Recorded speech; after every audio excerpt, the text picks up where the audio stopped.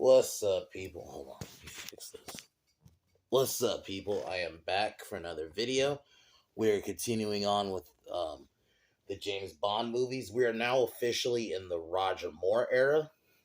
We're starting with Live and Let Die, which I'll admit I listened to the. I knew of the GNR song first, which is the cover of the original, which the original is beautiful too.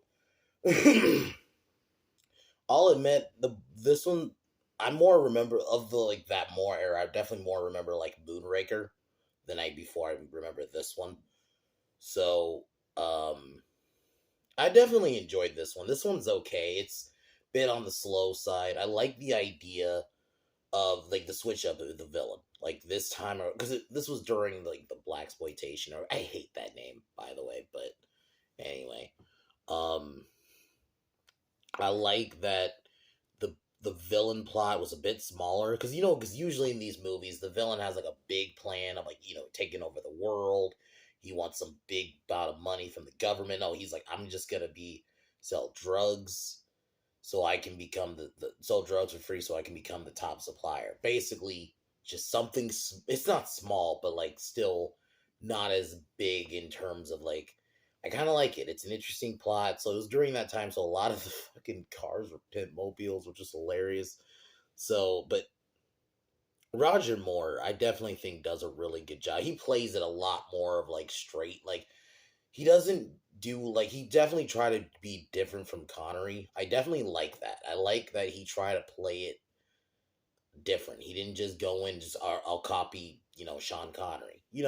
He still has that womanizer aspect, but I really do like he tries to change it up a bit. He does play it a bit more straight in terms of he's straight up serious. Whereas I do think Connery a little bit, not necessarily going to say goofy, but he definitely some scenes leaned into comedy a bit more, and definitely more on the leaned into the suave. Whereas I feel like more leaned more into the action kind of aspect about it. But Mr. Big was a decent villain. You had Kanaga, who's a secondary villain, because it goes from different settings. It goes from Harlem, and then there's in New Orleans, in the Deep South, and then in the Caribbean way later in the movie. And yeah, I like it. It's very much on the smaller scale, especially from the last few films, which have been on the bigger scale. There's nothing wrong with changing it up. But yeah, this movie is a bit on the slower side, but overall, I enjoy it. The Bond girls, which is this is the first movie that had a black Bond girl, and then there was the who was his real love of the movie, which is this you know how these movies go where it's a girl who works for the villain. Both to me were boring. They were attractive, but they were kind of just they didn't do it for me. They didn't really do it for me. But aside from that, I really like it. I think the villain was decent. It's a Bond movie. So I can only really say so much about it. It's not the most extravagant movie in the world, but it's decent. Um, I probably wouldn't rush to watch it again compared to some of the other Bond films, but this one's decent. And more, in my opinion, really shows he could do it. So yeah, so that's basically what all I can really say. So next week will be The Man with the Golden Gun. That's another more one I definitely remember was that one. So those between that one, Moonraker, I think Octopussy was just because of the name, just because of the name. But those are the three of that more era I mainly remember. But um, but aside from that, tomorrow will not be a review, but I will be talking about I want to pitch how I would do the MCU because I just feel like what they're doing with it now, and I'm gonna do a DC version over the weekend. But I just feel like I can because I love Marvel. Contrary to popular belief, I do love Marvel, but I feel like Disney is fucking shitting on it. So I want to feel like I want to get my creative juices flowing and talk about what I would do with it. So we'll be doing that tomorrow. But yeah, Live and Let Die is decent. If I were to rate it 7 out of 10, decent film. Yeah. We'll get started here.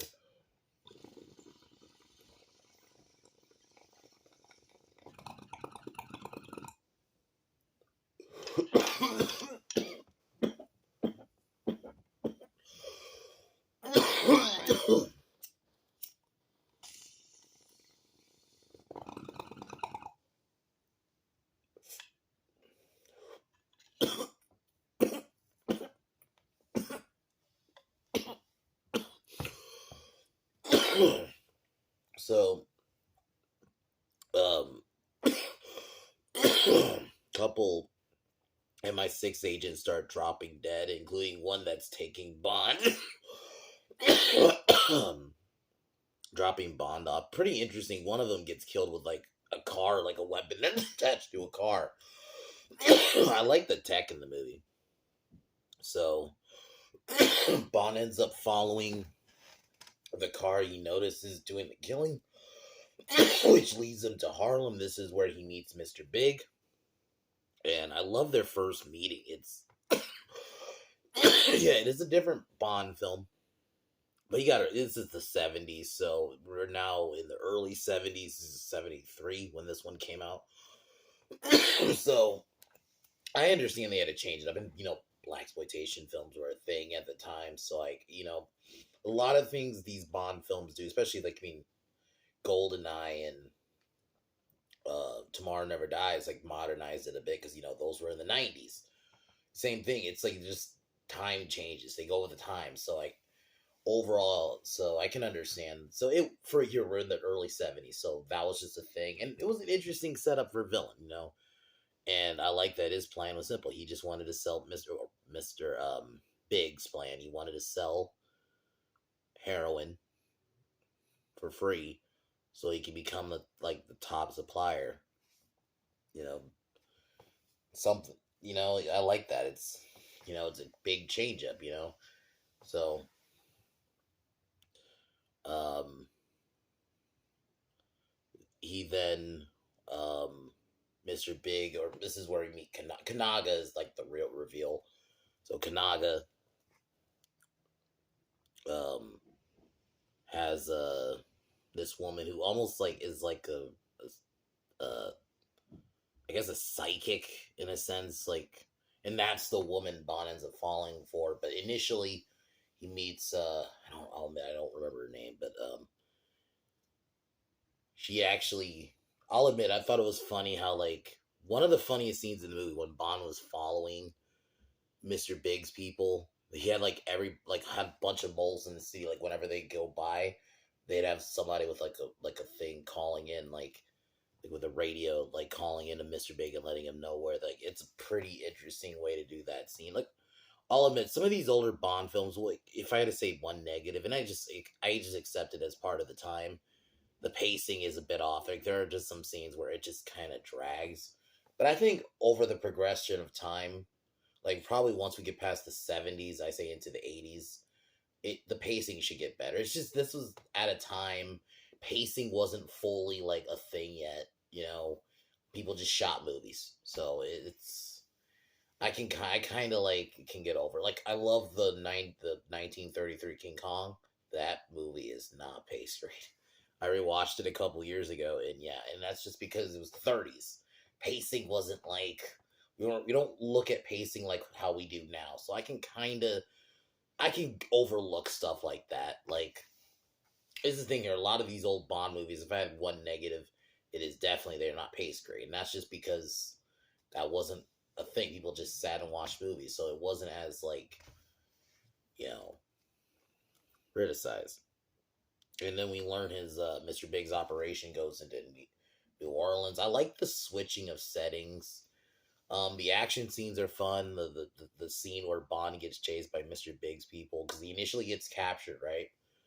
Because he gets double crossed by I'll just say white girl for just not trying to be racist or anything. It's just I don't really remember her name, but I do feel like the Bond women in this film were kind of boring. Oh, there was a scene where the one he initially hooked up with earlier was actually a spy for Mr. Big. It was supposed to be a big trap. She was supposed to trap Bond so he can get killed. She runs off, and then there's like a bunch of scarecrows which actually had like secret guns in them. I love the little tech in the movie. Like then you get some tech later. He's working with Felix Leiter. I love like those scenes. I've always loved those moments in Bond films too. Besides like the moments where he's hooking up with the women. I love how like just he I don't know, it's just like going into like the MI6 stuff. I've always kind of found that stuff fun. So I'll admit the Bond chicks in this film were kind of boring. That they didn't really do anything for me. But it's fine. Like it's, I look at it as a case of the era. They probably just didn't get the. I'm not trying to sound woke. I'm not trying to sound woke, but I'm just trying to say like they probably didn't necessarily care for acting for the Bond girls at this time, and there are times it worked. Like I thought Goldfinger had a great Bond girl, so it's not necessarily that. I think it's more sometimes the acting is secondary, and it's like, oh, just get attractive chick, And sometimes it works out, and then there are times it doesn't. Um, but overall, I like the change up, because like I mentioned, because usually these movies, the villain is like trying to take over the world. He's in like a secret hideout, which he still kind of is a secret hideout, but it's not like, you do still have a little bit of that traditional, like, because there's a scene where Kanaga, I'll just reveal his name, has a shark pit or a shark kind of thing where you fall in, shark can kill you kind of thing. So you do have that.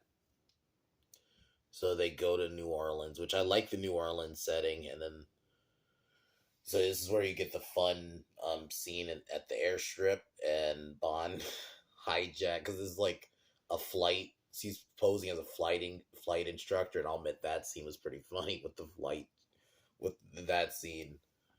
But yeah, Roger Moore just carries it. I think he shows he could be a good Bond. I definitely he gets way better later on. Um, so then we go to the Caribbean. Oh no, before that, we get a chase on boats because Bond gets captured again by Kanaga's people. And before he's about to get killed, he ends up breaking out and causing a fire to their base and then, hijacking their boat. We get a boat chasing scene. And then, and I understand I kind of get why they did this scene. And it still, because it was more funny than anything. It wasn't like, because obviously it'd be different. It's crazy because how you can do a setup like that then versus now. Like, keep in mind, this was 73. So you're still, post Jim Crow. But it was just funny. But I found the cops funny in this movie. They're fucking hilarious. They're clearly just there to be a joke. I mean, even the scene where they're trying to get involved, and there's this like guy in his tractor who's like driving really slow. It's fucking great. So yeah, we get a big chase scene. Bond manages to escape. Kanaga finds out that the woman he's working with, who was working with him, slept with Bond, so he's about to have her killed. Bond tries to save her, but then he ends up getting captured, and he's about to be fed to the shark. And now we're in the final act of the movie, and this plays definitely more. Like, it definitely at this point in the film feels like a traditional Bond film. Bond's about to technically they're about to be lured to his death. He figures out a way out because he has a watch that's like a laser. I love those scenes too, where he gets the tech in the movie. Ends up breaking out, fights with Kanaga, fighting, and he ends up drowning Kanaga. Or no, because he stops him with like this like air thing, and then yeah, he blows up. And one of Kanaga's people tries to kill Bond. You know how like these kind of, especially in the older ones, where you think it's over, then they have like one other agent try to kill Bond and his girl, and then he kills them, and then wins the day. Overall, I love this movie. It's a fun one. It's it is a bit slow, but I like the change up with the villain. I thought the scene where I should have probably got more into that, but yeah, there was a scene. Yeah, they were at the Caribbean, and yeah, they dealt with voodoo. So I thought that was interesting. So the way they were able to kind of like mix in, voodoo with like blaxploitation era stuff, and it was great, and no one was offended. This was just a fun movie. This movie was like women get equal rights and less though, because goddamn, women get anyway. But Mr. Big was a decent villain. like I said, the Bond girls are probably the weakest part of the movie. I thought they didn't really do anything for me. I didn't really care. Hopefully, I don't really remember the Bond girl specifically in Man with the Gold. I remember that movie. I don't really remember the Bond girl in it. So we'll see if she holds up. But all around, it's a fun entry. You know, Roger Moore, I thought, did a good job. This is a good start for the Roger Moore era.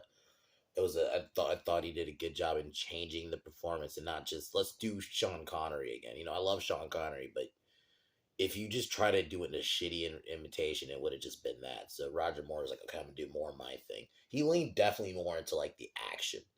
That's kind of what I remember from his Bond is he leaned more into the action. He still did like the whole, Bondisms, like, hooking up the women, the shaken, not stirred. He still did that stuff, but he's definitely more the action Bond, especially comparatively. I'm not saying Connery wasn't action filled, but definitely more went like more in that direction. Not trying to pun it. I even mean it for that to happen, but anyway. So enjoy this movie. I think you will. It's definitely an entry in the franchise. Solid entry. It's like a middle, but 7 out of 10 film. Tomorrow, like I said, I want to talk about what I want to do with Marvel because I am a Marvel fan, and I just seeing what Disney's doing with it. It's just insane to me. So I just want to give my idea, and I guess I'll give one hint. We're rebooting. I think that's the really. I guess I'll really quick go into this. Before I end the video, but yeah, Live and Let Die is a good movie, but now, I just feel like the Marvel should have rebooted after Endgame. I've always felt like that was a good point. It just makes sense. Reboot and recast. Do it how fucking Bonds did it. Okay, Sean Connery's not Bond anymore. We just recast. And we're still continuing the character. Theoretically, the events of the previous films happened, but he's just a different actor.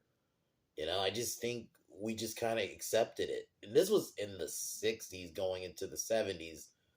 We're in the 70s now. And then, went into the 80s. It just, people accepted it then.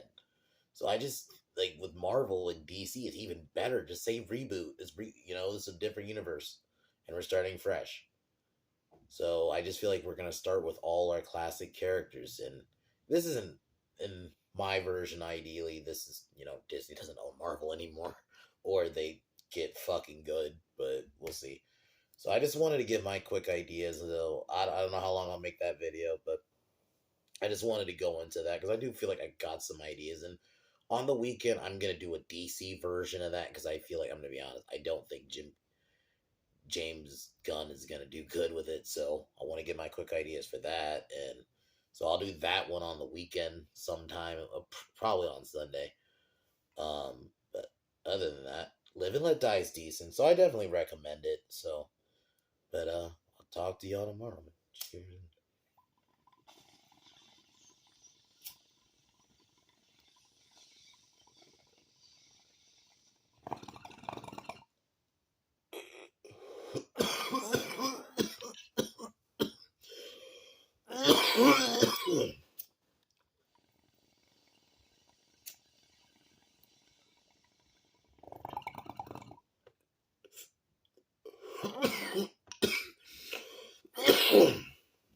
But I'll talk to y'all tomorrow.